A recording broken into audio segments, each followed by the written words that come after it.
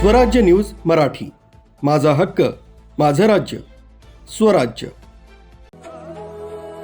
2 November रविवार रोजी दुपारी 3 वाजेपासून ते रात्री 8 वाजेपर्यंत Nashik road artillery centre road येथील माहेश्वरी भवनमध्ये नाशिक रोड नगर माहेश्वरी सभा आयोजित सहस्त्र तुलसी अर्चना समारोह श्रीमान विनोद दाधीच विशाखापट्टणम यांच्या वतीनं भक्तिमय संगीतमय वातावरणात गीत गायन करण्यात आलं। ज्याप्रमाणे समाज रोज तिरुपती बालाजी तसंच पंढरपूरच्या विठुरायाला तुळशीचं अर्पण केलं जातं त्यालाच तुळशी अर्चना असे म्हणतात।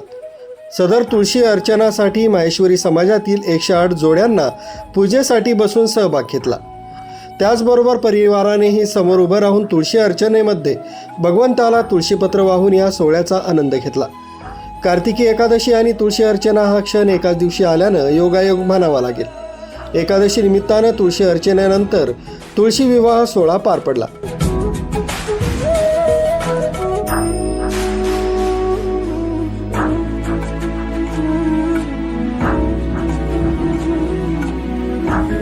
या संपूर्ण कार्यक्रमाचं आयोजन नाशिक रोड माहेश्वरी नगरसभा यांच्या वतीनं करण्यात आलं होतं।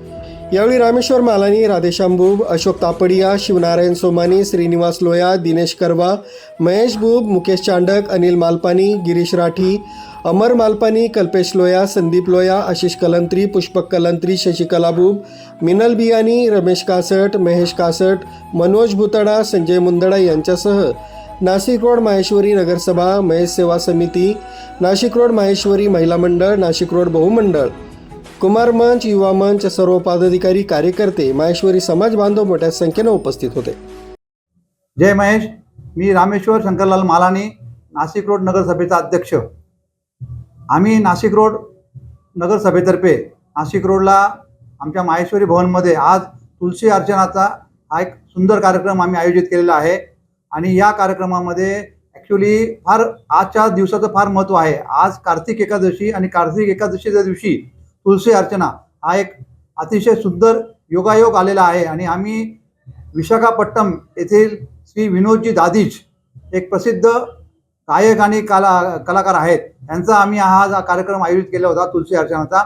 हा कार्यक्रम दुपारी 3 वाजता चालू झालेला आहे आणि संध्याकाळी 8 वाजेपर्यंत हा कार्यक्रम चालेल। याच्यामध्ये आम्ही आज एकादशी निमित्त तुलसी विवाहाचं पण आयोजन केलेलं आहे। या सगळ्यांसाठी ज्यांनी योगदान दिले व समाजातल्या ज्या लोकांनी यासाठी कार्य केलं यांचं सगळ्यांचं मी इथे आभार व्यक्त करतो आणि धन्यवाद देतो।